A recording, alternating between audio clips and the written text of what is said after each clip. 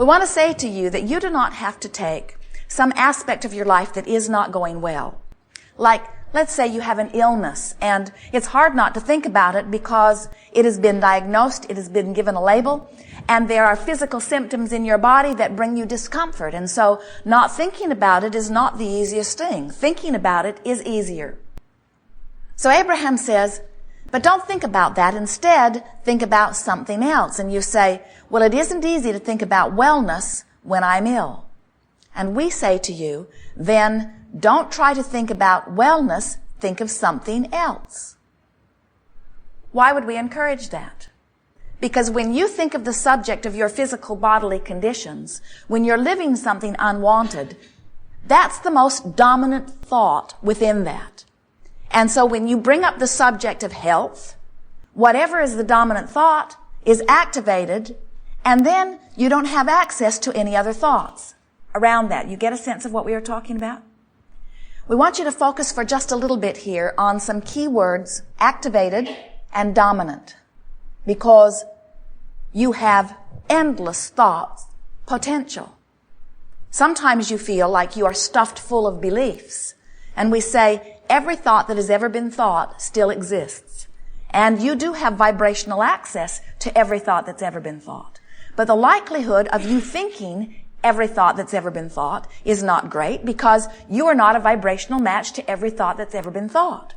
You are, in fact, not even a vibrational match to every thought that you've ever thought, or every experience that you've ever experienced. So let's say when you were quite young, you had a sort of unsettling experience that really got your attention and for a while seemed to dominate your thoughts. And for a while, because law of attraction is responding to your thoughts, you had quite a few experiences like that. But then, as time went on, you changed where you were living, or that mean bully friend moved away, or something happened in your experience and something else got more of your attention, and something else became a more dominant thought. So even though you lived that experience, and even though the potential for activating it is still within you, it doesn't get activated all that often. And then one day, you're just starting a new job and you meet someone, and wouldn't you know, for whatever reason, unbeknownst to you, those old feelings are starting to come up again, because something in this new relationship is reactivating a vibration that you hadn't thought about. So, what do you do about it?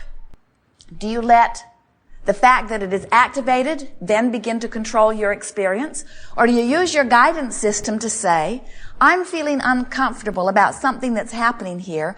I think I will deliberately go to my pool of good feeling thoughts that I've been practicing and focus in some areas where I know I can control how I feel until this all blows over. Most of our physical friends are not aware that a variety of thoughts are being activated. Most of you only know what your reaction is. So, if you have a friend or acquaintance who, for whatever reason, is stimulating within you uncomfortable emotions a good deal of the time, or even infrequently, most of you would say, I need to separate myself from that person, or that person needs to be different than they are. And what we are saying is, we agree with you. Somebody should do something about that. But we would like you to know that you are the only person who can. Because when you say, I'm not feeling very good since I've been playing with you, you need to be different than you are so that I can feel better. If you give in to that even a little bit, you give up your power. Because you're saying, somebody else has the power to make me feel. Somebody else has the power of my point of attraction. And then it's no wonder you're mad at them. Because you want to feel good and don't, and it's their fault and they won't change.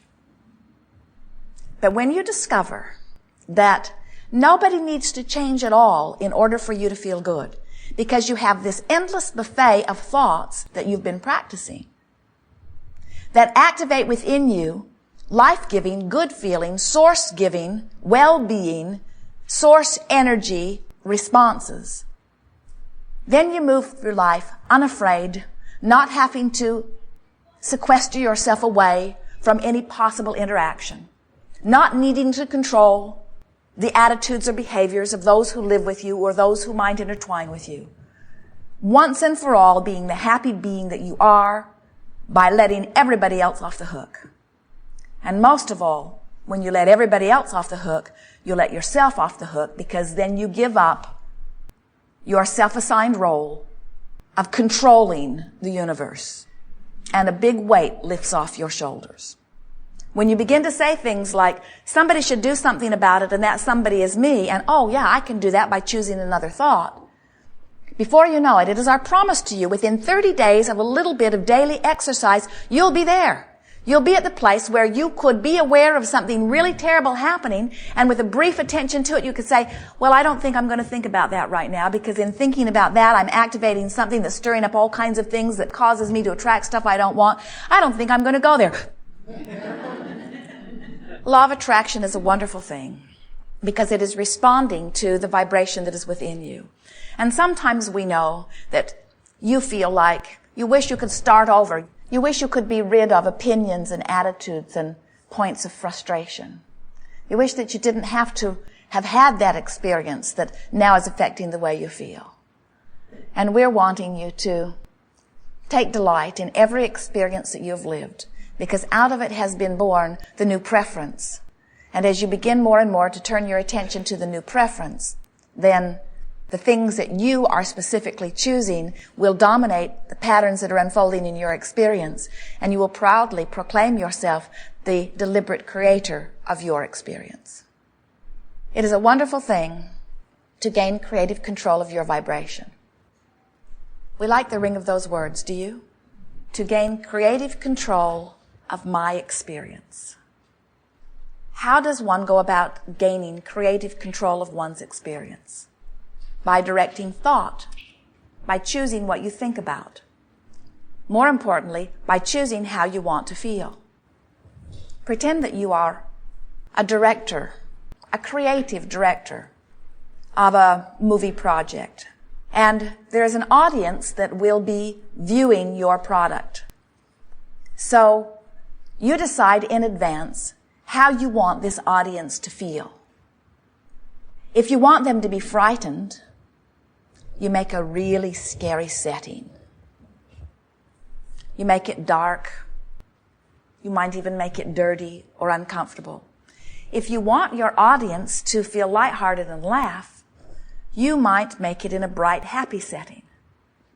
You would set the place and the time of day, and you would adjust the lights to create the mood. And then you would parade your characters across the screen, and your characters would have definite personalities. And in their personalities, they would interplay with one another. And in their interplay, they would exchange words. And you would affect the response of your audience. In like manner, we're suggesting that you decide to gain dominant control of your vibrational offering by setting some scenes of your own. And we suggest really quick scene setting. About 30 seconds is really good, where you decide where it will be, choosing hopefully something that feels good to you. You decide what the time of day is so that you set the lighting and evoke the mood from yourself. You then identify how you feel, even putting words to it, maybe even remembering things like it. Then you decide who else is going to be there with you, and you give them their attitudes or moods, and then you exchange just a few brief words. And in doing so, you affect your vibration. We've called this creative visualization. We've called this using your imagination. We've called it a creative workshop. Today we are calling it virtual reality. We have noticed that most of you are vibrating in response to what is happening around you, but very few of you are deliberately conjuring images that cause you to offer a vibration. And in order to be the deliberate creator of your vibration, you have to be able to deliberately conjure some vibration. The reason that we are encouraging this process of virtual reality is because that's the way you make a dominant vibration dominant on purpose. virtual reality process is for one purpose only, and that is to practice a vibration and make it dominant. Everything that's happening in your life is because of whatever vibration is dominant. Wouldn't it be nice if you could make the vibration dominant on purpose? Wouldn't it be nice that instead of vibrating as you learned to vibrate from your mother when you were 4, and without knowing it, you've just continued to practice that so it still dominates your vibration today? So something that you picked up a long, long time ago that doesn't have anything to do with who you now are or what you now want is still controlling the way people respond to you and controlling things that come to you and controlling the way your body works and looks? Wouldn't it be nice if you could today make another decision about how you want to attract and make that vibration dominant? Don't you think it's worth a little bit of effort? We do. And so we're wanting to practice with you some virtual realities. And we want to remind you that the purpose of the virtual reality is one purpose only, to cause you to offer a vibration that is dominant on purpose. And here's what we mean by this. When you think about most subjects, you already have a dominant vibration relative to those subjects. When you think about the subject of dollars, abundance, money, do you feel more adventurous, exhilarated, excited, unlimited? Or do you feel more worried, concerned, frustrated, limited? You know. Sometimes you say, well, it's a little of both, and we say if it's a little of both, that's good, because you can choose which you want it to be. But most of you know easily, as we throw out those possibilities, where your dominant vibration about the subject of money is. Relationships. Does your dominant relationship feel like fresh air, joy, expansion, freedom, exhilaration? Or does it feel like hard work? I'm always in trouble. Struggle? You know. You can tell. When you think about your physical body, does it feel vital and alive and flexible and eager? Or do you feel about your body pensive, uncertain, insecure, not sure? You know. When you think about your physical appearance or weight, do you feel frisky and hearty and adorable and perfect? Or do you feel inadequate, flawed, needy, broken? Now, we've offered extremes here, we know. But the reason we are offering them is because we can feel hot buttons being pushed all over this room as we cause you to focus upon an aspect of your life and offer some scenarios. Your light boards are lighting up all over the place. You can practice virtual reality and cause different activations within you. In other words, we throw out a game like this, like feeling where you are relative to these aspects. And you can feel, but even more importantly, you see the manifestation of it. In other words, are you bickering all the time? Or are you cooing all the time? Are you romping and feeling good? Or are you feeling guilty when you eat? Are you enjoying the aspects of your life as they unfold relative to these subjects? Or are you not enjoying the aspects of your life as they unfold relative to these subjects? You can tell by the way you've been feeling. And what we are suggesting to you here in the most powerful way that we could ever suggest it, because it is our absolute knowing, is that you have creative control of your life experience. You just have not been exercising it.